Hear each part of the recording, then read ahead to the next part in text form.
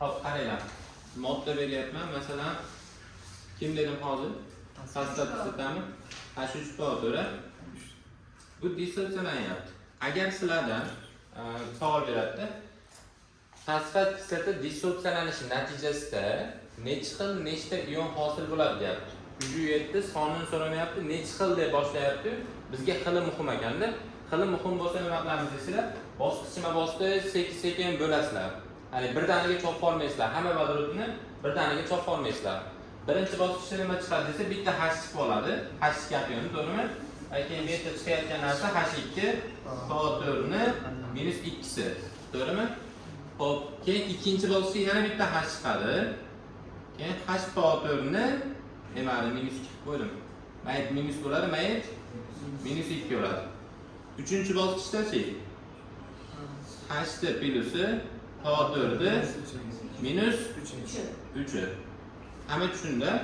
Endi bu yerda bosqichma-bosqich ketyapti. Dissotsiyalanish natijasida qanaqa ion xillari chiqishi mumkin deydi. Chiqishi mumkin. Qanaqa ionlar desa, o'zi aslida H kationi to4ni anioni bo'lishi kerak edi. Lekin biz aytdik hali nima deydi? Do'stga masalan ikkita qo'limdan ursam, birdaniga bir vaqt o'zi ikki qo'lim tushmasligi mumkin, to'g'rimi? Bir-biridan farq qiladi. Millisekundga ham bo'lsa ham farq qiladi. Ashimga o'xshab turib, mo'yan millisekundga bo'lsa ham baribir nima qiladi? Bosqichlab beradi. Nechta bosqichga ketyapti bu modda? 3 ta bosqichda. Общий ionlar soni to'g'ri 6 ta. Xilichi desa, uchalasi bir xil ekan. 1 xil, 2, 3, 4 xil. 6 ta 4 xil hosil bo'lishi mumkin deysizlar. To'g'rimi? 6 ta 4 xil ekan. Endi H3 nechta ion hosil bo'ladi desa, xilini so'ramayapti bu yerda. Prosta tak nimasini so'rayapti? Sonini so'rayapti. Unda nima qilamiz desizlar, pryamoy chopib olasizlar. Hdan chiqyapti kationlar faqat nechta? 3 ta. 3 ta kation chiqar ekan, bitta anion chiqar ekan. Anion zaryad -3 bo'lyapti. Xo'p, bitta fosfatdan nechta ion chiqyapti? E'tibor beringlar. 4 ta chiqyapti. Yana modda yozyapman. Masalan, kalsiy gidroksiddan nima chiqadi desak, asoslardan nima chiqardi? Asoslardan metalli kationi, ya'ni kalsiyni plus 2si, OH'ni anioni. OH'dan nechta turibdi? 2 ta turgani uchun oldiga koeffitsient qilib 2 raqam qo'yib qo'yasizlar. Bitta kalsiy, 2 ta OH chiqyapti. To'g'rimi? Bitta kalsiy OH'dan nechta ion chiqyapti? 3 ta. Общий 3 ta ion. 3 ta ion. Lekin undan kationi bitta, anioni 2 ta bo'lar ekan. Tushunarli? Xo'p, endi sizlardan ion soniga aloqador masala qanaqa bo'ladi? Dastlabkini beradi, ion sonini so'raydi. Masalan, sizlar bilyapsizlar, bittadan nechta chiqishini? Bittadan shu chiqyaptimi? Aytadi. Kalsiy gidroksid 100 moldan necha mol ion chiqadi deydi. 100 moldan. Bittasidan 3 ta chiqyapti. 100 moldan 300 mol chiqadi deysizlar. To'g'rimi? Yoki savol teskari beradi. Aytadiki, nechta desa bo'ladi? 180 ta ion hosil bo'libdi. 180 ta ion hosil bo'ldi. Xo'p, dastlab necha bo'lgan? 60 bo'lgan. Nima qilyapmiz? 3 ga bo'lib qo'yapmiz, to'g'rimi? Endi bu kalsiy gidroksid yaxshi eriydigan modda. Yaxshi eriydigan moddaligini qayerdan bilyapman? Asoslarga kuchlilariga kiryapti. Asoslar ikkiga bo'lgan: suv eriydigan va erimaydigan. Suv eriydigan asoslar qaysilaridir? Birinchi, ikkinchi guruh metal OH'lari, to'g'rimi? Kalsiy ikkinchi guruh bo'lgani uchun nima bo'lyapti? Yaxshi eriyapti. Endi yomon eriydigan modda bor. Alyuminiy gidroksid. Bu ham eriydi, bu ham ionga ajraydi. Alyuminiyni plus 3 ta OH chiqadi, to'g'rimi? Bittasi nechta chiqyapti? 4 ta chiqadi. 100 tasidanchi? 400 ta chiqadimi? Endi ba'zan 100 tadan 400 ta chiqmaydi. Nima uchun desanglar, alyuminiy gidroksid u kuchli eruvchi modda emas-da, kuchli eruvchi emas. Nima bo'ladi desanglar, ozroq eriydi. Ozroq eriydi degani 100 tani hammasi erib ketmaydi. Nima bo'ladi? 100 tani ma'lum bir qismi eriydi. Aytaylik 100 tadan 40 tasi eribdi. 60 tasi nima bo'lgan bo'ladi? 60 tasi cho'kmay tushgan bo'ladi. Demak, alyuminiy gidroksid yaxshi eriydigan modda bo'lmasa, uni ikkiga bo'lib qo'yasizlar. Ikkita yozib olasizlar. Bittasi erigan qismi ionga ajraladi, to'g'rimi? Erimagan qismi nima bo'ladi? Cho'kmay tushadi. Xo'p, endi общий nechta edi? 100 mol edi. Xo'p, 100 moldan necha mol eridi? 40 mol eridi. 40 mol. Nechta kation chiqdi? 40 mol kation. Nechta anion? Qolganlarni fikrlasin. Nechta? 120 ta. 120 mol nima? Anion chiqyapti. 60 mol alyumin gidroksid nima qildi? Cho'kmaga tushdi. Xo'p, endi mana shu yerda ko'ramiz. Nechta joy bor? Dastlabki alyumin gidroksid bor, to'g'rimi? Bitta joy. Bizda dissotsiyalangan qismi bor. Endi erigan qismi demaysizlar. Kimyochasiga erigan qismi nima deylar ekan? Dissotsiyalangan deylar ekan. Erimagan qismi nima deymiz? Dissotsiyalanmagan. Dissotsiyalanmagan. Tushunadingmi? Endi erigan, erimaganni biz kimyochasiga dissotsiyalangan deymiz. Hop, 40 tasi dissotsiyalandi, 60 tasi dissotsiyalanmadi, ya'ni cho'kmay tushdi. Hop, dissotsiyalangandan nima chiqdi? 40 ta kation, 120 ta anion, 160 ta ion.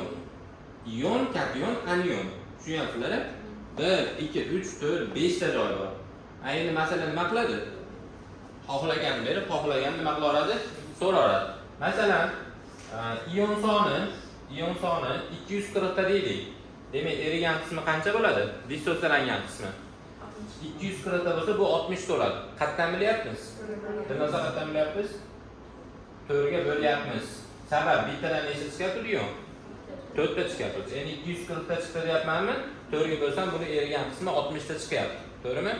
Endi biz aytyapmiz, necha masalan 100 moldan 40 mol eridi, 60 mol erimadi deyapmiz. Uni qanday ifodalaymiz desa, bizda alfa degan narsa bor.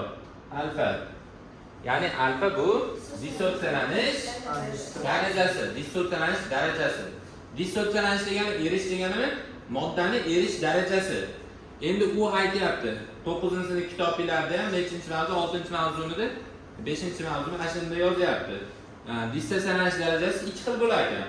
0 dan 1 gacha yoki 0 dan 100 gacha bo'lar ekan. Masalan, sizlarga dissotsiyalanish darajasini 30% deb qo'ydim.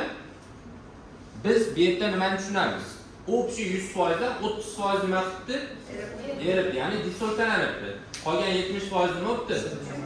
Cho'kmaga tushibdi deb tushunamiz. Endi mana shu men 30 da 0.3 tarzda bersam ham bo'laveradi. 0.3 tarzda bersam nima oldi-yu, 30 tarzda bersam nima oldi? Kitoblar yozyapti. 0 dan 1 gacha deyapti.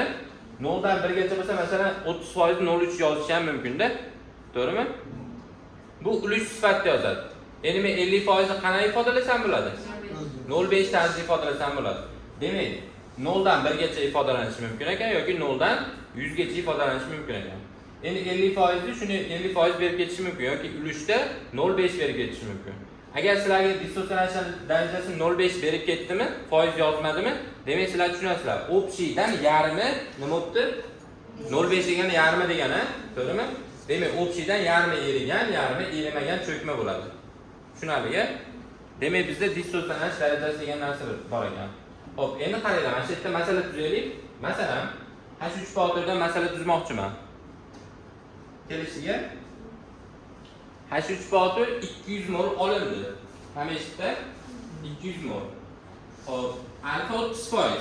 Alfa 30%. Endi menga aytinglarchi, H3 faktordan nechta ion chiqqan? Hisoblanglar.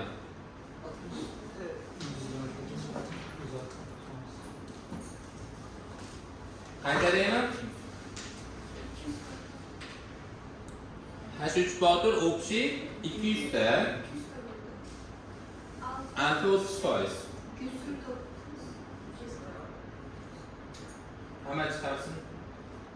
Hamma. Nechta bo'ldi? Dunyoda chiqdimi? 240 ta. Demak, 200 dan 30% 60 chiqadi. 60 nima qildik? 4 ga ko'paytirdik. 200 ta chiqyapti. To'g'rimi? Xo'p. Endi savolni ontarib bersa ham bo'ladi, teskarisiga. Masalan, aytyapti. Alfa hali ham 30%. Eshitdinglar-a? Alfa 30%. Xo'p, endi men 360 ta ion hosil bo'ldi. 360 ta. Albatta hali ham 30%.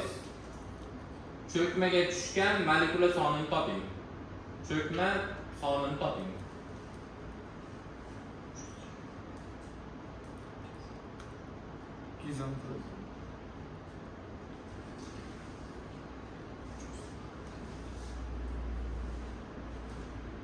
Nechta ion dedim? 360 dan. Endi do'stga qaranglar. 360 dan nima qilyapmiz? 4 ga bo'lyapmiz. Chunki bittadan 3 ta H, bitta powder chiqyaptimi? Bittadan 4 ta chiqyapti. Ayni men 360 ta chiqdi desam 4 ga bo'lasizlar ekan, buni erigan qismi kelib chiqar ekan. 364 ga bo'lsam 90 ta. 90 tasi erigan. 90 tasi erigan bo'lsa, uning foizi qancha? 30%. Endi 90 dan 30% bo'lsa, 70% ni qancha qilasizlar? O'pshi 100%dan, o'pshi 100%dan 30% erigan bo'lsa, demak 70% erimagan ekan deb tushunasizlarda, proporsiya qilib qo'yapmiz. Shunda necha chiqar ekan? 210 chiqar ekan. To'g'rimi? Shuna qilib so'ra oladi. Bitta masala yozinglarchi.